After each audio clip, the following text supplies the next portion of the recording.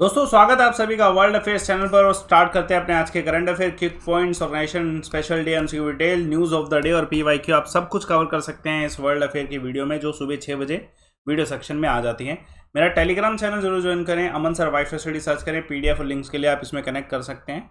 और आज के दिन से शुरुआत करते हैं। आज है नेशनल स्मॉल इंडस्ट्री डे। देखिए ऑब्वियसली स्मॉल इंडस्ट्रीज़ को प्रमोट करने के लिए ये दिवस हर साल बनाया जाता है, जिसमें हम उनकी जो पोटेंशियल ग्रोथ है उसको इंक्रीज़ करने के लिए बहुत सारे कदम उठाते हैं।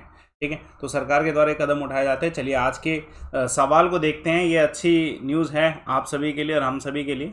देखिए टोक्यो पैरा ओलंपिक अभी चल रहा है, इसमें फर्स्ट इंडियन जिन्होंने जो है मेडल सिक्योर किया है उनका नाम क्या है? तो आंसर क्या है? ठीक है, बेवनीबेन पटेल इनका नाम है। मैं आपको इमेज दिखाता हूँ इनकी। She is the first Indian to secure, ठीक है, medal in para Olympics, Tokyo para Olympics. इन्होंने सिल्वर जीत लिया है, सिल्वर इनका अश्योर हो चुका है। और अभी चाइना की खिलाड़ी के अगेंस्ट इनका मैच गोल्ड को लेके भी हुआ था, लेकिन इनको हार का सामना करना पड़ा। लेकिन फिर भी अच्छी बात है कि ये सिल्वर जीत पाए।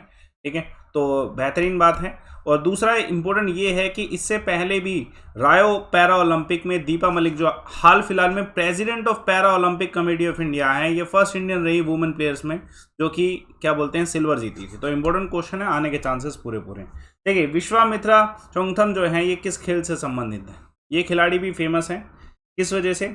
इसके बारे में अब आपको बताते हैं किससे संबंधित है। दोस्तों बॉक्सिंग से संबंधित। आपके सामने खिलाड़ी हैं, देखिए ये 51 केजी का जो कंपटीशन है, ठीक है, अभी हाल फिलहाल में कंपटीशन चल रहा है Asian youth and junior boxing championship.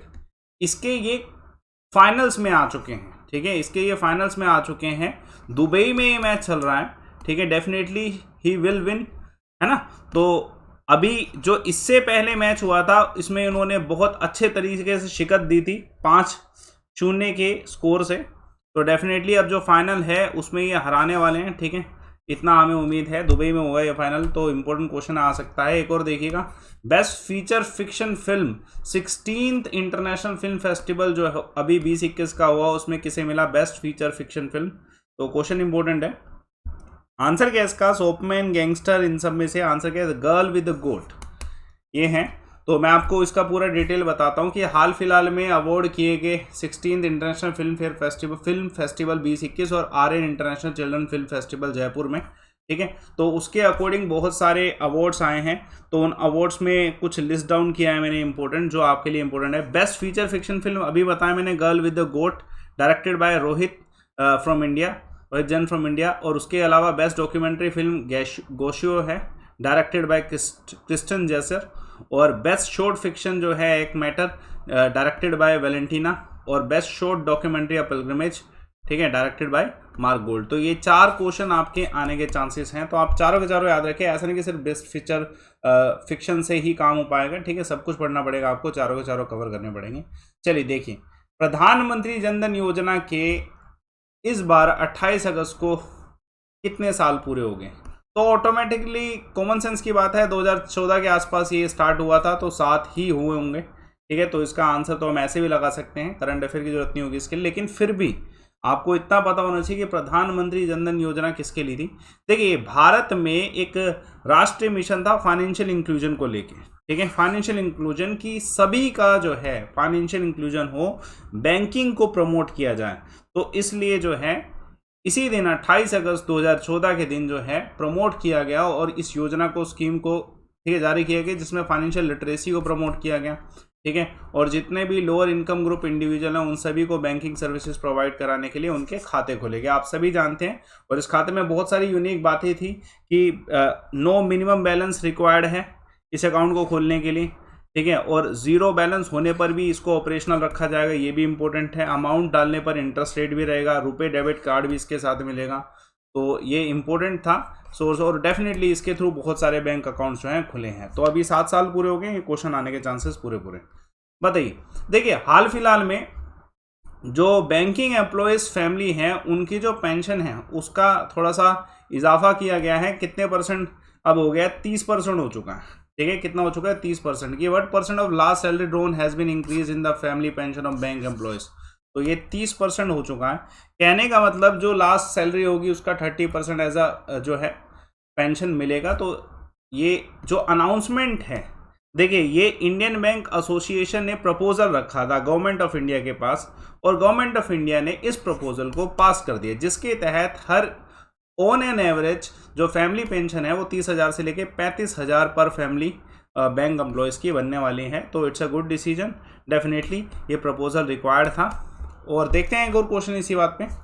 देखिए कौन सा इसमें से है जिनको हाल फिलहाल में national award for manufacturer of the year award मिला है। तो आपके सामने कुछ ऑर्गेनाइजेशंस हैं, कंपनीज हैं, उसमें से किसे national award for manufacturer of the year award मिला है। तो आंसर है pyro and hydro of Hindustan zinc, Chanderi lead zinc smelter and Dariba zinc smelter. ये जो चार हैं, इन सभी को जो है national award for manufacturer of the year award मिला है। डेफिनेटली चार हैं तो चार अलग अलग डिफरेंट कैटेगरीज में मिला होगा। तो ये और जो अनाउंस किया गया, ठीक है, इस पर भी क्वेश्चन आ जाता है कभी कभी कि ये जो चार कैटेगरी है जिनमें इन्हें अवार्ड मिला है, वर्ल्ड CSR डे ऑर्गेनाइज किया गया उसके समय में इस अवार्ड को दिया गया। कहाँ पे? मुंबई में इस अवार्ड को दिया गया। ठीक है, इंपॉर्टेंट क्वेश्चन है, आने के चांसेस पूरे पूरे। ठीक है, इन चारों के ऊपर नाम याद रखिएगा। देखिए एक और क्वेश्चन आप सभी के सामने यह है कि international day against the nuclear test.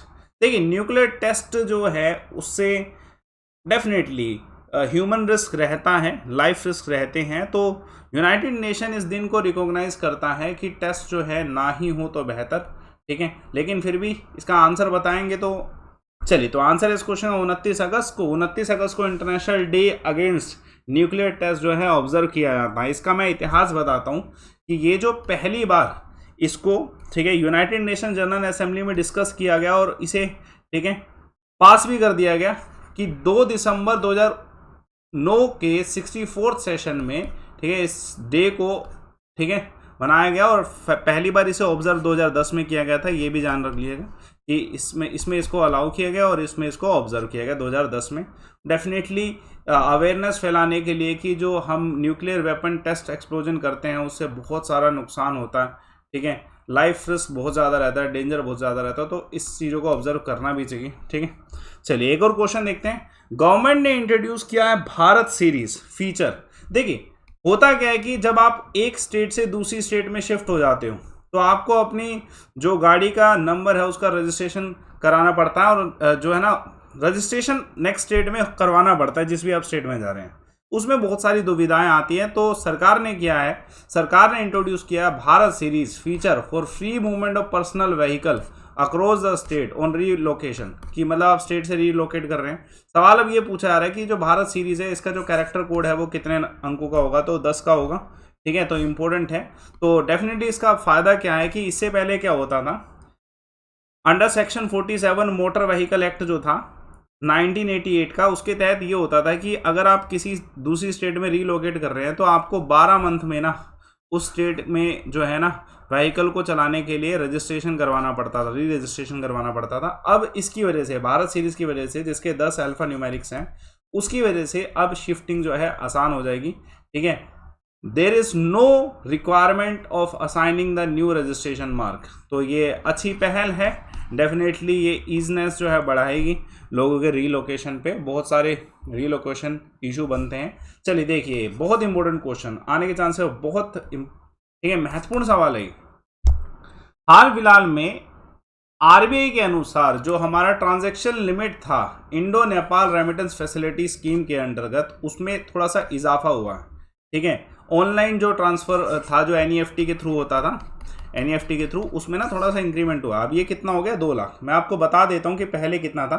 देखिए पहले हम यही जान लेते कि इंडो नेपाल रेमिटेंस फैसिलिटी है क्या। ठीक है, देखिए ये एक तरीके से सुविधा है जो कि आरबीआई के द्वारा प्रदान की गई है कि इंडिया और नेपाल के बीच में अगर ऑनलाइन मनी ट्रांसफ़र करना है तो वो एनईएफटी के जरिए हो सकता है। इसको स्टार्ट आरबीआई के द्वारा 2008 में किया गया।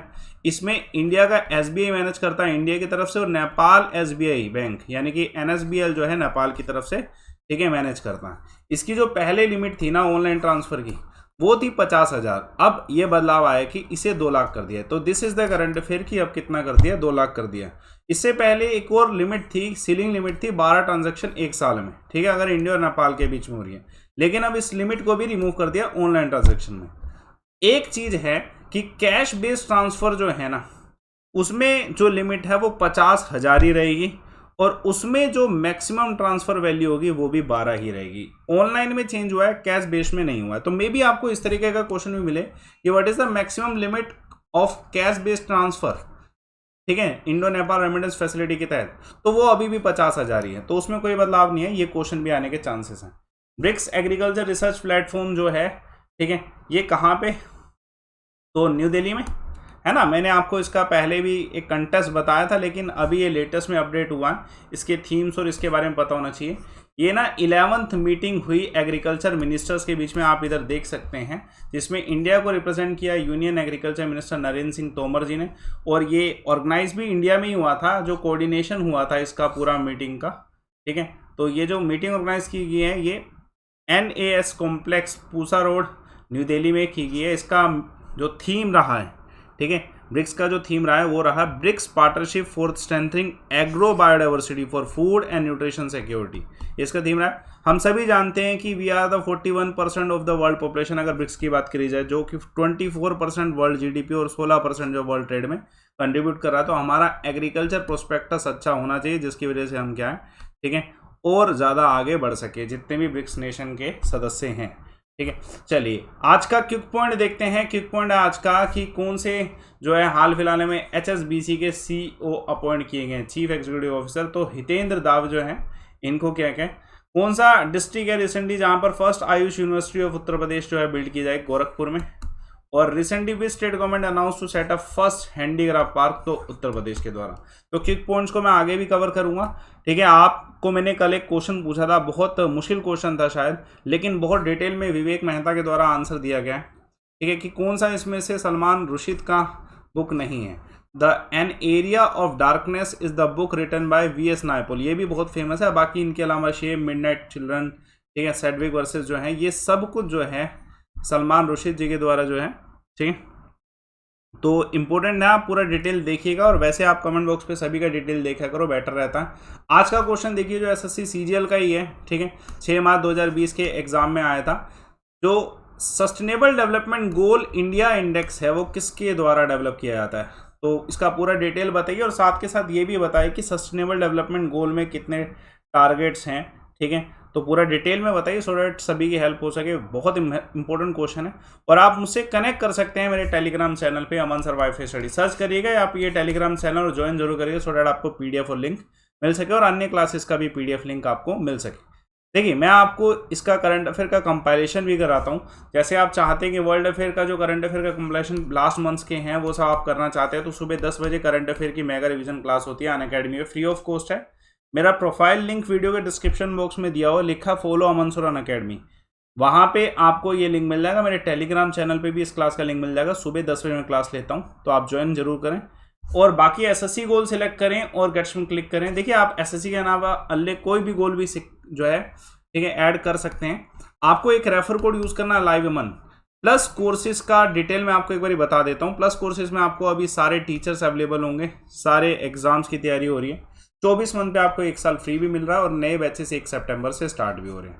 सबसे कम फीस ना 24 मंथ में होती है। और आप जब ये रेफर कोड लगाओगे ना, this is an ultimate source, जिससे आपको डिस्काउंट और सारे ऑफर्स अवेलेबल होंगे अनअकैडमी पे, लाइव अमन रेफर कोड यूज करने से। तो आप इस रेफर कोड को यूज करके प्लस कोर्सेज ले सकते हैं।